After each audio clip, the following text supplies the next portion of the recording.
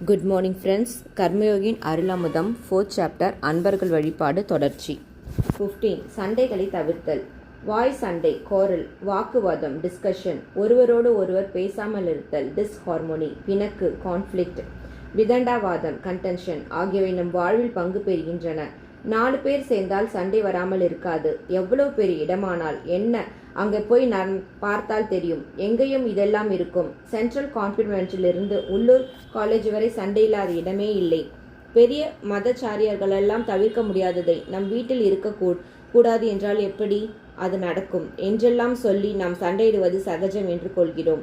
நாம் பழகும் இடத்தில் எந்த சண்டையும் என்னால் வரக்கூடாது என்ற முடிவை ஒரு அன்பர் கொண்டால், சண்டைகளை தவிர்ப்பதே என் கொள்கை என்றொருவர் ஆரம்பித்து அதில் வெற்றி பெற்றால் அன்னையிடம் அவர் பரிசு பெறலாம்.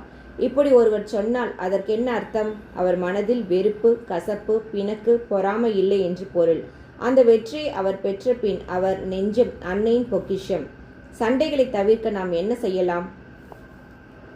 சண்டை அன்னைக்கு பிடிக்காது என்பதால் அதை அறவே நீக்க வேண்டுமென முடிவு செய்தல். நம்முடன் ஒருவர் சண்டைக்கு வந்தால் இதற்கு நாம் எப்படி துணையாவேன், அந்த காரணத்தை கண்டுபிடித்து விளக்குவேன் என்ற கொள்கையை மேற்கொள்ள வேண்டும். பிறர் சொல்வதில் உள்ள உண்மையை அலசி பார்த்து எடுத்துக்கொள்ள வேண்டும்.